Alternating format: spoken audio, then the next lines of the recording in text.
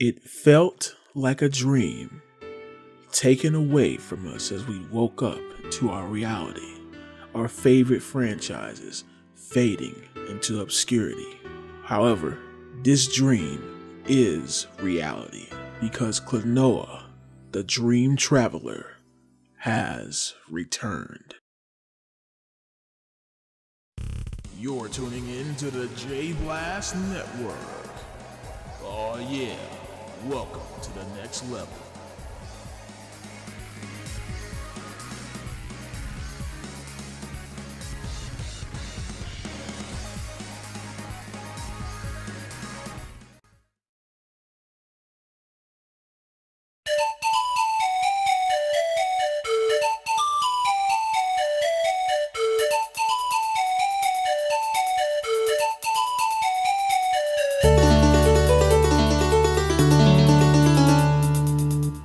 Releasing in the boom of the PlayStation in 1997, Klonoa Door to Phantomile would see moderate success on the platform, but would be a sleeper hit to many gamers at the time. That wouldn't mean it wouldn't receive sequels though, as they would release a few games in the early 2000s, until we received a remake of the first game on the Wii, but it was to diminishing returns, and ever since then, Klonoa had been gone. Until today. Earlier in 2022, Klonoa Phantasy Reverie will be announced after years of trademarks and speculations, remaking both the first and second game for modern consoles and audiences, finally giving Klonoa the new spotlight he deserved. But will this keep the dream alive? And why is it that the franchise ended up stopping in the first place? And why is the original game so damn expensive now? Well, that's where I come in. Hi. My name is Jay, and you're tuning into the J Blast Network as we open the gateway of dreams to see the revival of his cult classic, Klonoa Door to Phantomile.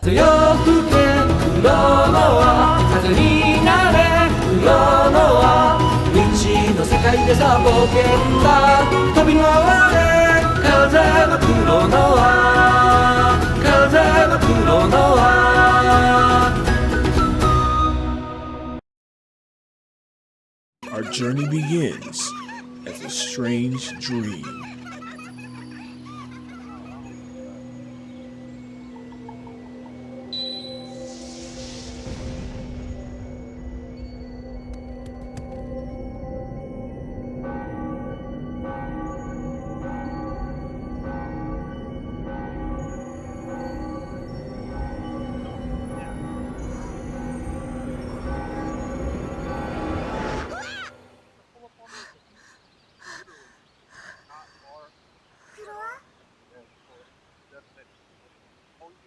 Klonoa wakes up to see his dream become a reality as a ship crashes into Bell Hill.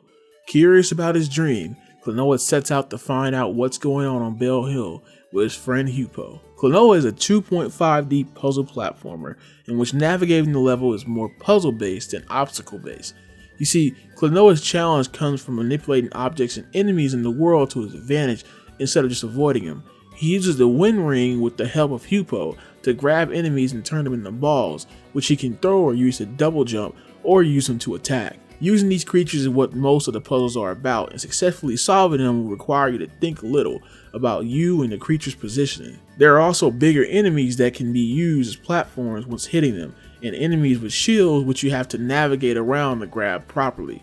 I know it seems very simple, and the concept is, but you'd be surprised at how complicated some of the puzzles will get later in the game, with some levels being a giant puzzle itself. The 2.5D is used for a reason here as well, allowing some puzzles to be completed by using the background and foreground or going into either one. That's where the fun comes in Klonoa. It doesn't really copy other platformers, even though it may look like your standard lovable Scrimblow Blimbo platformers from the 90s, but it adds something to the genre, and this gameplay is a part of it. The levels are kinda different too. Klonoa takes place in a dream-like world, so the goal was to create levels that look like areas in a dream, and I think they succeeded in the areas like Bell Hill and the Water Kingdom, which look really beautiful no matter what version you're playing on. Even the forest areas, which can look a bit samey at times, I find very interesting. and still look very dreamlike. The levels work as a vision, each one having 2 levels and a boss fight at the end of the second level. Along the way you'll run into some NPCs who will help you, like Baloo here, who tells the story of the Moon Kingdom and the Moon Goddess. This is very important for the story later on. You also run into antagonists as well, like when you get to the top of Bell Hill, we encounter Joka and Gaudius.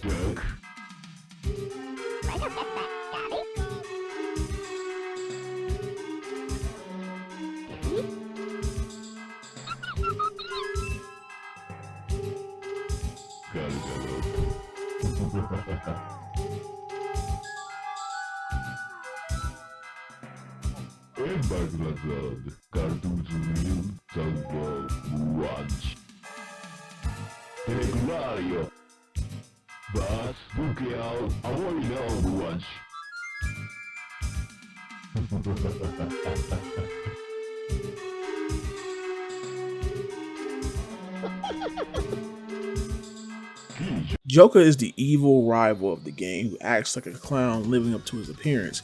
For the most part, he won't fight you, but will send out monsters to fight you instead, with these abominations being the bosses. The one he uses are jobbers for the most part, but he does step up his game and his villainry when he starts corrupting regular inhabitants of the world like the king and queen of the Water Kingdom. But it's Gaudius, the main villain of the game, that you should be worried about.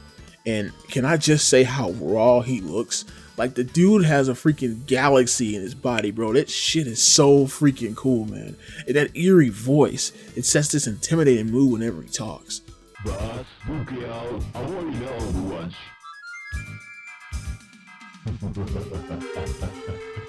that's badass. Though admittedly, he does look very similar to other Dream-style villains from other Dream-style games. But hey, if something works, it works. You may have noticed the language the characters are using is not English nor Japanese, unless you're playing the Wii version. The characters speak this made-up language, Phantomile, and there may be something to be worth translating coming out of all the gibberish, but I think they just made some crap and put some subtitles at the bottom of the screen to translate.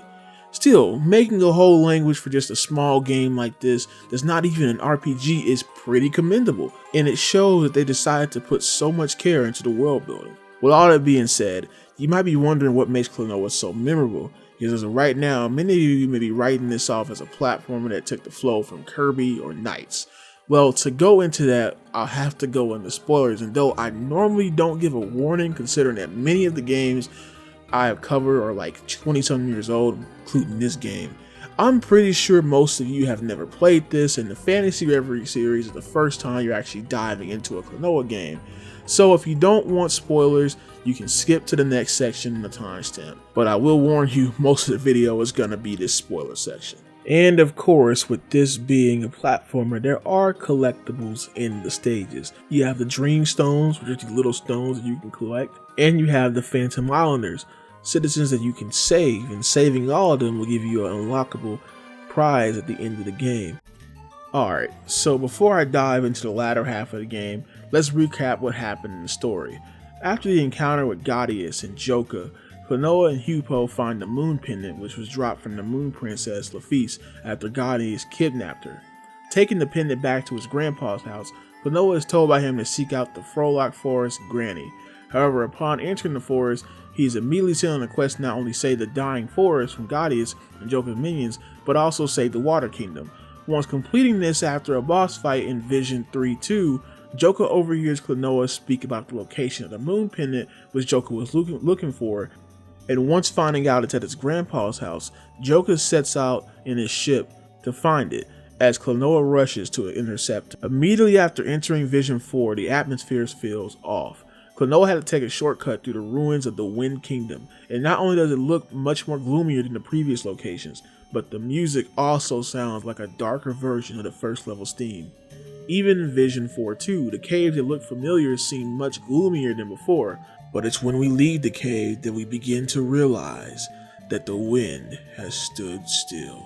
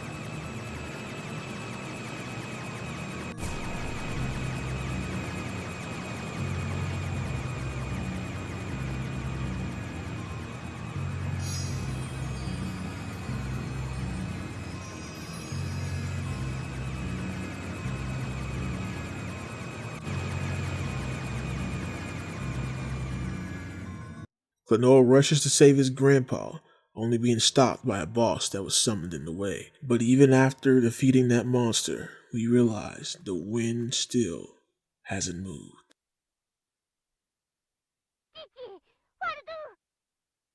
Bro, para miru. Wafu, manihu.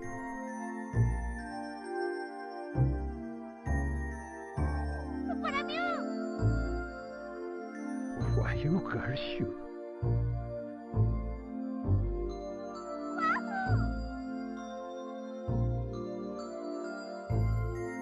Waruti apa?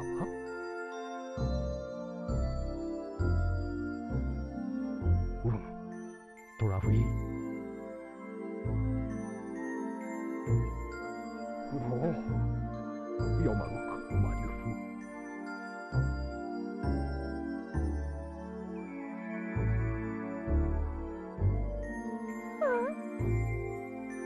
Wariuhu. Tulapu.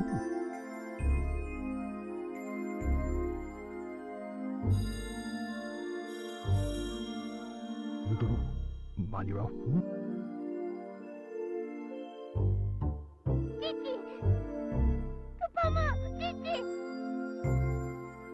Wafu wariu.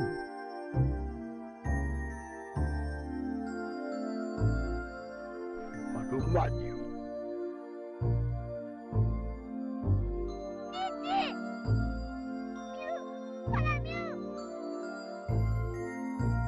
Maniu.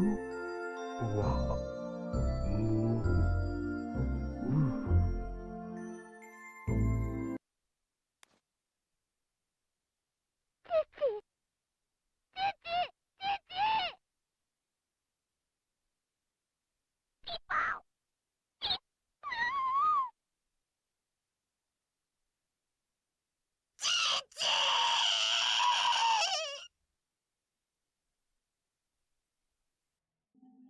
Yup, this is when the game gets real, and this dark twist on this light world is what shocked many gamers who played Klonoa back in the day, and it's what kept them wanting to go on.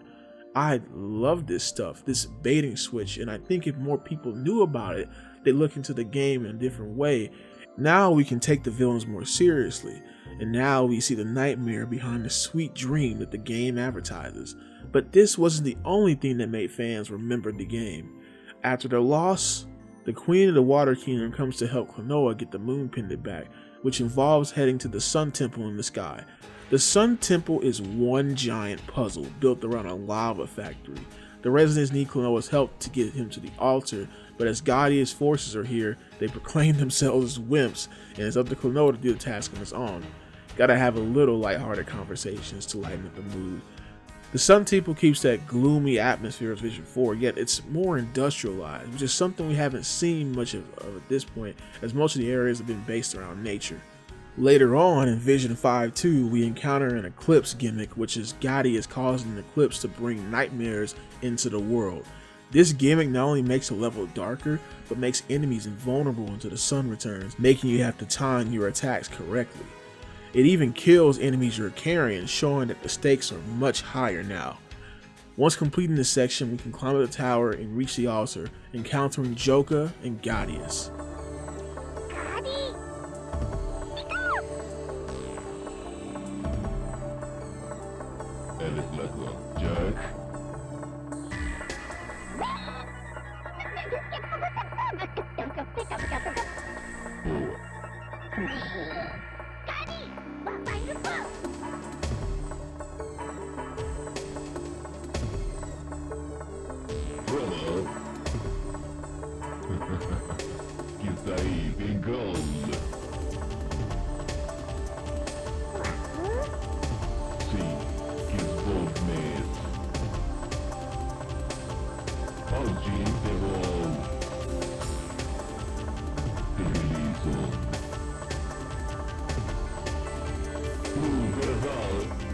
come once.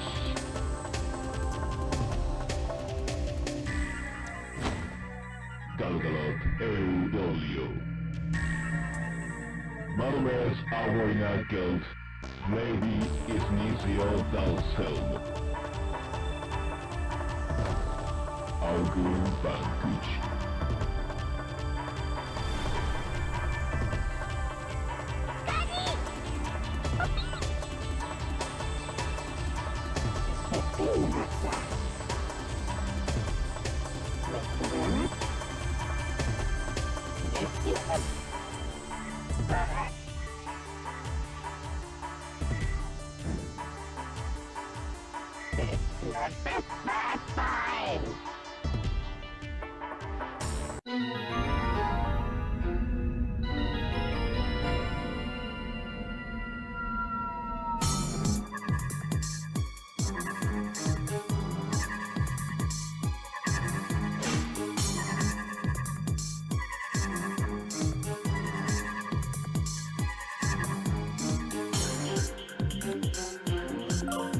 I'll give it to him. Joker has become one intimidating villain, and this even reflects in his boss fight. Much like the game itself, Joker starts out as a clumsy cartoon brawler. When the eclipse comes in, he evolves into this dark form, looking more menacing, creepy, and unusual. His attacks get more fierce and powerful too, and he is invincible in this state, only returning to normal once you light up all the panels in the arena, thereby lighting up the sky again. Then it's a rush to kill him before the eclipse comes back. Doing this enough times defeats Joker and avenges Grandpa. But the battle is not over yet.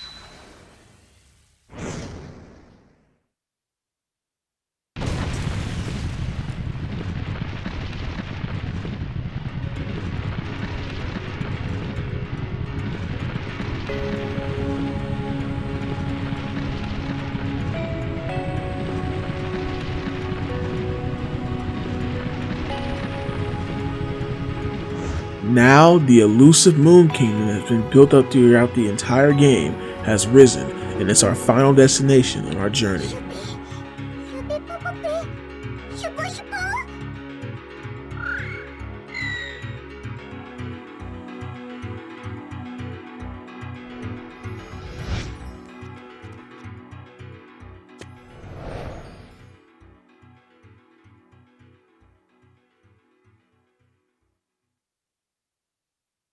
Again, it's been hyped up since the beginning of the game, and it does not disappoint. It feels so alien from what we've been through so far, which is saying something. The Klonoa world is already dreamlike. It's just something about the music overtaking the atmosphere. Emitting this dark and luminous background, the Moon Kingdom is really as mystical as the game advertises, and yet something about the atmosphere just feels so sad as well. It also doesn't let up on the difficulty, which is expected being the final world of the game, including taking a card from Mega Man's playbook with disappearing blocks, tight-ass platforming sections, and waves of enemies coming at you at once. As annoying as some of this stuff can be, the difficulty had been very gradual, so it's not like the game just throws it in your face. The hardest part not even being this, but some of the puzzles they throw at you, like in this area. You really have to use everything they give you in the room to progress and work that brain of yours. As you progress through the kingdom, Hupo is forced to reveal a secret. Now, the game has been gradually building this up with how Hugo's been acting suspicious ever since Grandpa died, and it is revealed that he is the prince of the Moon Kingdom.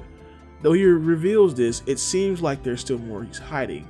We also finally get Gaius' plan as well, which is to use Laphise, the Moon Princess, as an egg to hatch, releasing the ultimate nightmare, Nahatum. When we finally encounter Gaius, his motivations are explained as well. Since the world only wanted pleasant dreams with no nightmares, Gaius, a being formed by nightmares, was abandoned by the world.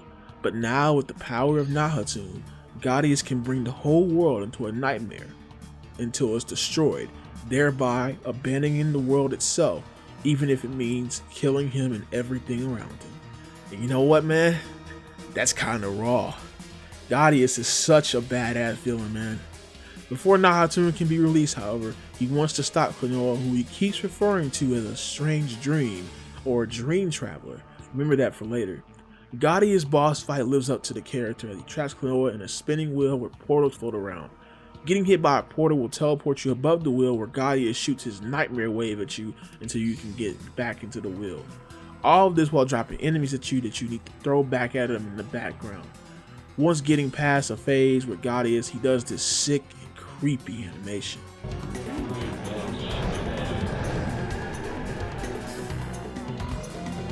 That is rad. And then the next phase begins. The concept of hitting him with enemies is the same, but this time they're floating around in these ball things, making him much harder to grab without getting hit. Finally, the last phase has him attaching the enemies to this laser triangle that you need to break to release the enemies and throw them back at him. It's a great boss fight that forces you to be patient with your win ring, while also making Gaius look cool the whole time, even when he loses. With Gaius defeated, it seems that the day is saved, with one person from each kingdom coming at the last minute. But Disso, mesmo pesadelo suficiente. Calculação ficou outra nação Eluax, Dura, Erda Klonoa Phantomile. Subia. Vem palavra.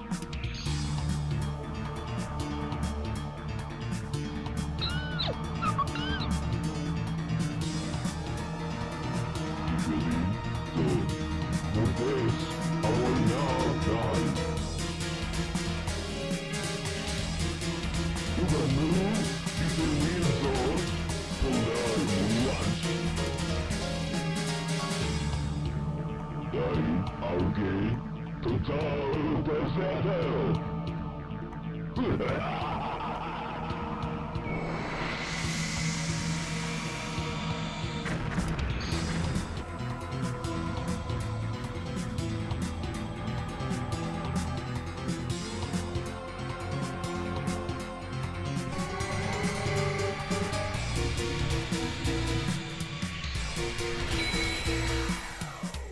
with Nahatum released, the final boss fight can begin. This time with the people from each kingdom having to do something this time. Right before that, it's emphasized further that Klonoa is the strange dream in this world, which is why Nahatum is here, apparently. In terms of design, Nahatum is a step down from Gaius. I don't know, he just feels like some generic monster compared to Gaius, whose design was already shrouded in such mystery. The game does show he is more powerful though, with Klonoa not being able to damage him traditionally and having to use the cannons of each kingdom at once to beat him. Nahatum also does more damage than the other bosses and is more aggressive, even uses his tongue to grab you and eat you at one point. Ugh, I hate dodging this attack, man, it's so annoying. After the first simultaneous blast is fired, Klonoa gets sucked into Nahatum for the most annoying part of the fight, as we have to hit these dark crystals while dodging these lasers and grabbing enemies while dealing with ice physics and slippery slopes. You just have to throw everything out there, huh? Once defeating that form, we enter the final phase, except it's similar to the first, only this time you are dropping enemies down the cannons while trying to avoid falling off, which Nahatum will destroy the platforms you're on if you don't move. The hardest part is just staying on the platform, and although he looks more intimidating here, he's really not that much of a threat at this point. With all the cannons loaded, Nahatum is shot one last time, with one last wind ring shot dealing the final blow.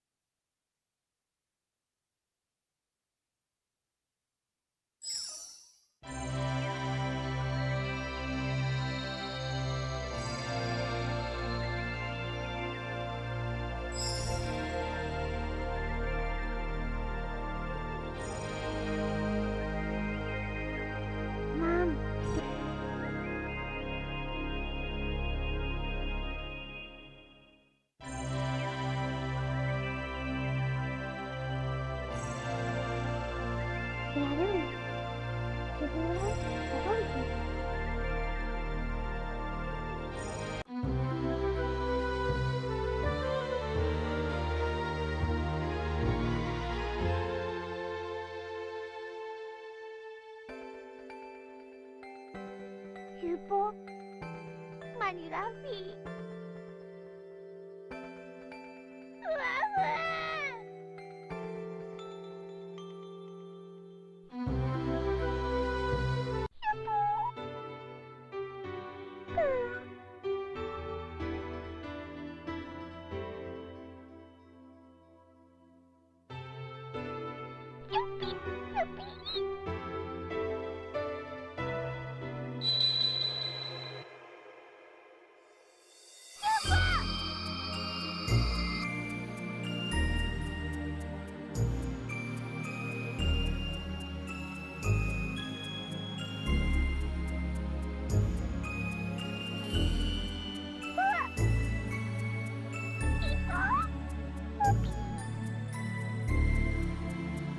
The day is saved, and everything looks like it should be over, but not all things are as sweet as they seem. You see, after the fight, Hypo reveals the last secret he held from Klonoa. It was the fact that Klonoa was not from Phantomile, at least not this Phantomile, and that Klonoa had to return to his world. And not only that, but Hypo made fake memories of Klonoa just so he could come to Phantomile and save their world. That means that this entire time, it was all fake, and it was just Hypo's mind games. And Hypo does feel sorry for this, but at this point, I'm just gonna let the game speak for itself.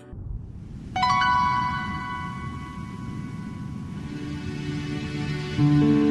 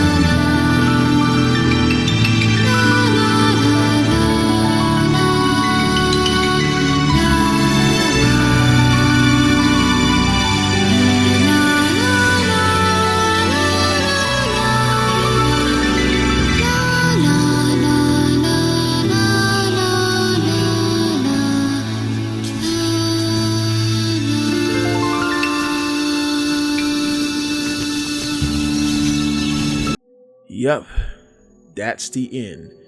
I won't lie to you, this ending just tears me up every time I see it. This is why Klonoa is so revered amongst the players that have played the entire time. Everything that we knew was all a facade just to save Phantomile. It's events like this in Klonoa to why it has that darkness that the PlayStation advertised, and it may look like something that should have been on a Nintendo console, but in reality the story is much more aligned with those games that were coming out on the PlayStation, and it just makes you feel so uncomfortable seeing what happened after everything you've been through. I mean, not even RPGs are this dark, man. Like, it's insane. It's messed up, honestly, and I don't like Hupo for it. He's kind of an asshole, but I think him not having his friend anymore was the best way to punish his character, or to have him deal with a nightmare and overcome it.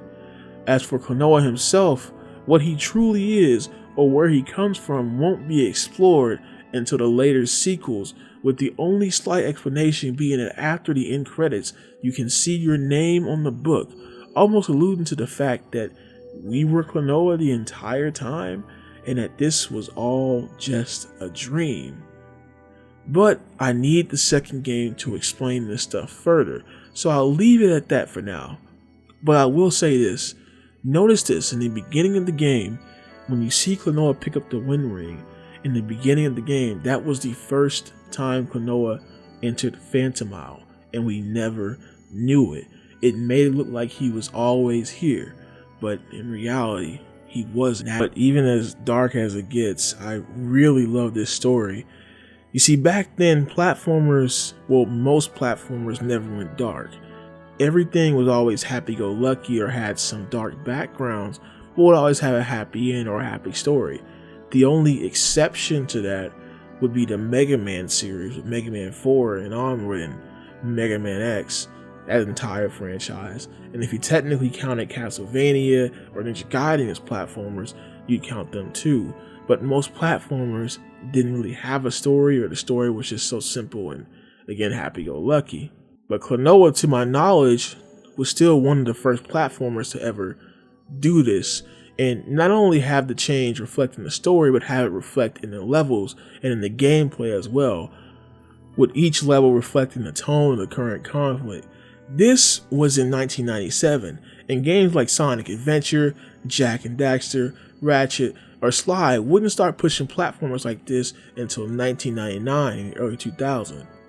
Which, coinciding with this, was the rise of the much more mature and story-based games like Metal Gear Solid and Final Fantasy VII. At least they were becoming more popular, and Klonoa did it and subverted the expectations.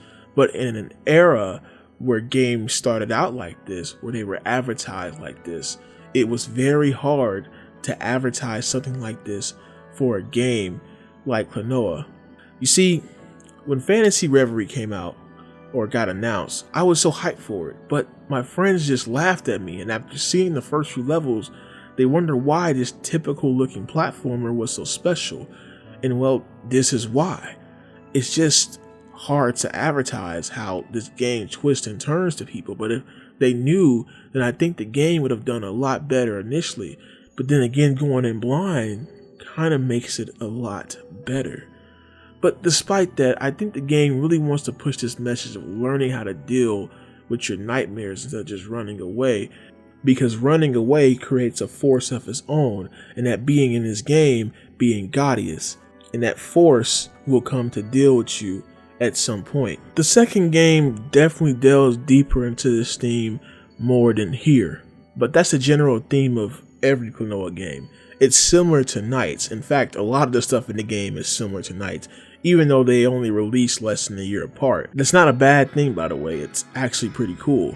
One thing it does do different though is unlike Nights, where getting everything gets you nothing, in this case, getting all of the Phantom Islanders does give you an extra stage, which is Baloo's Tower, the one he was building in the first stage.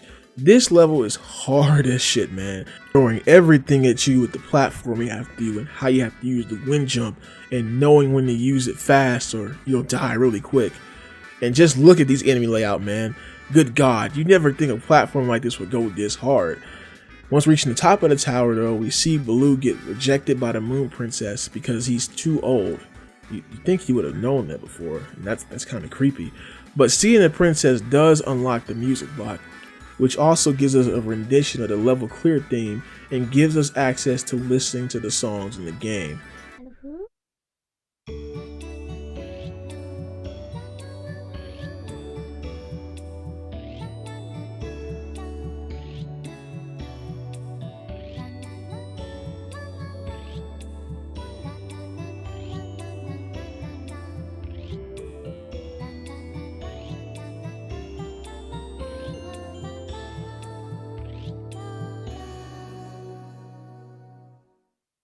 By the way, if you're wondering why I use the PS1 footage for the final scene, well, it's because the Wii and the new remake just don't do the scene justice in my opinion. For those versions, the cutscenes were in-game, while the PS1 version has CGI cutscenes or FMVs, and you can tell the difference in budget and tone compared to both remakes. That's my biggest gripe, but I understand this was most likely due to low budget compared to the original, which makes sense, and we'll discuss that for the next section, comparing the remakes. Since Klonoa 1 now has 3 versions, I think it's best to discuss the differences between all of them and which one is the best. Starting with the PlayStation version, it's the original, which used 3D backgrounds with 2D sprites, and the game's graphics still hold up well, only having some missing details in certain areas, but that was just how the way it was on the PS1, so you can't fault it that much. The only thing that sucks is that you can't repeat levels until you beat the game, so if you miss a Phantomile, you're just gonna have to wait. I will say though, the graphics have that early 3D charm to it that could only appear with the 5th generation of game consoles, and I think it enhances the dream aspect of the game better than the graphics that we see in the more modern versions of the game. So that's what it has going for it, at least. Now the Wii version on the other hand does let you repeat levels before you beat the game and has a big graphics boost, this time with everything being in 3D. This was one of the best looking Wii games on the system, which is astounding considering this was still a budget title. More details were added to the backgrounds, and Klonoa's design was changed to a mix of both his 1 design and 2 design together. But honestly, they should just kept the design from 1 instead of doing this. The Wii version also has an English voice acting instead of the Phantomiliners, which honestly sucks. Klonoa sounds so off. Wait a minute! I'm Klonoa from Wind Village. And my name is Hupo. Grandpa told us to go talk to the chiefess, and we're on our way to see her. And I can tell they try to get Joka and Gaudius right, but it just doesn't sound as menacing in English. Now, Joker, give me the pendant. My lord.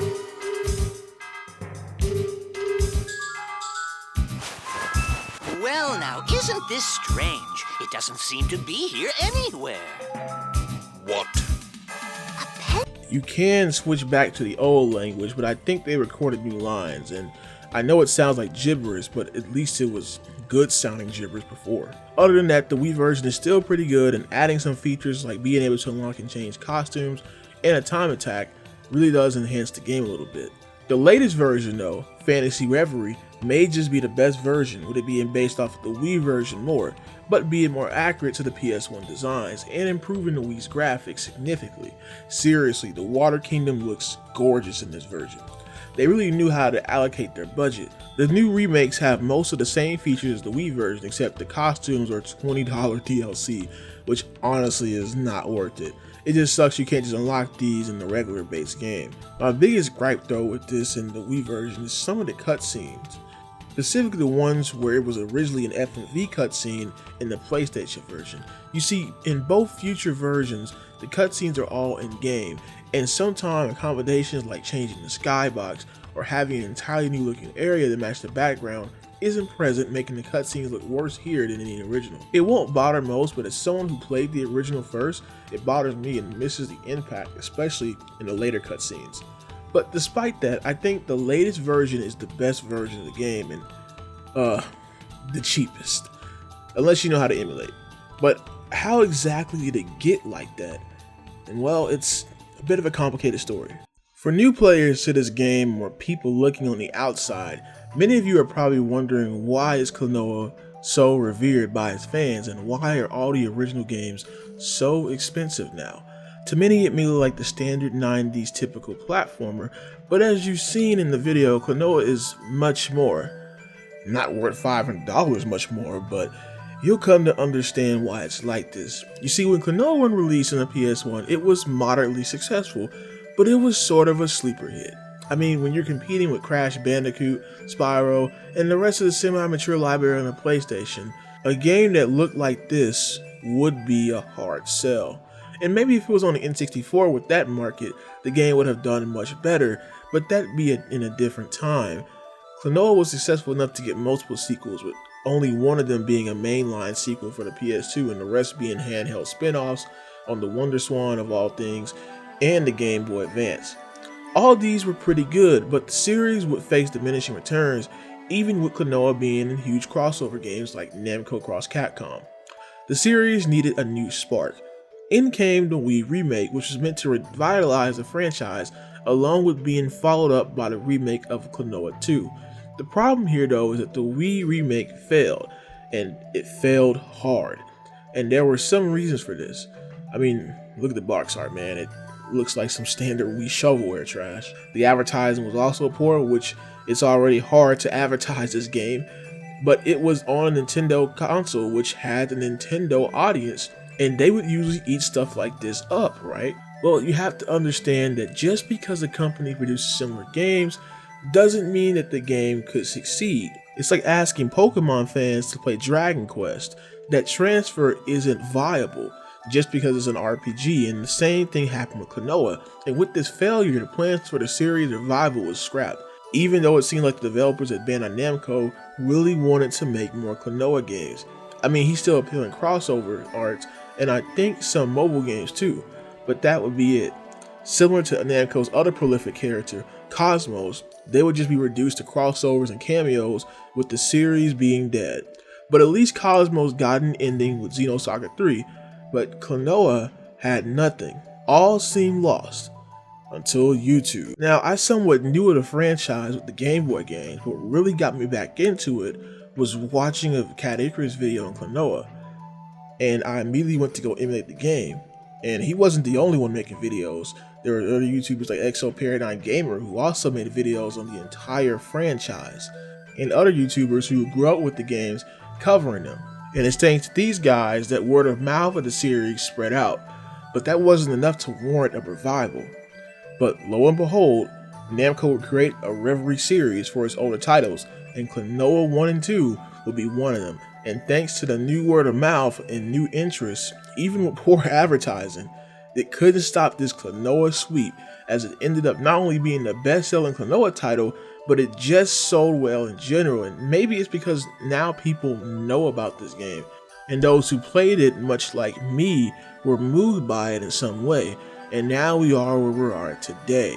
Guys, I didn't just make this video to tell you to buy this game, I made it to tell you how awesome this game is, and hopefully you'll want to try it yourself and see the magic that Klonoa brought to those who play it, because even if we don't get a sequel, at the very least, we have a new way to access the game besides paying high prices or emulation, which some people won't even bother with at all. The word did get the price to increase, but with this definitive edition, I honestly will take that, since now more people can just go and buy the game whenever they want. Klonoa is back, and the magic is still there, and if you like platformers and enjoy what you saw so far, then I think you should definitely check it out, because no longer is Klonoa stuck in that dark nightmare of dead franchises, but now he's living the dream along with all the new players who can finally experience this wonderful game. What's up guys, I'm sorry this video took a little bit longer to get out than before. I do got some more content planned. I definitely want to focus on the sequel next, but you gotta understand that Klonoa 2 is one of my favorite games of all time, so that video is gonna be more important and will take a little bit longer. In the meantime, I got some other games we're gonna be covering, so look forward to that. Anyway, thanks for watching the video. This has been the J Blast Network, signing out, and don't forget, you better believe, baby, yeah.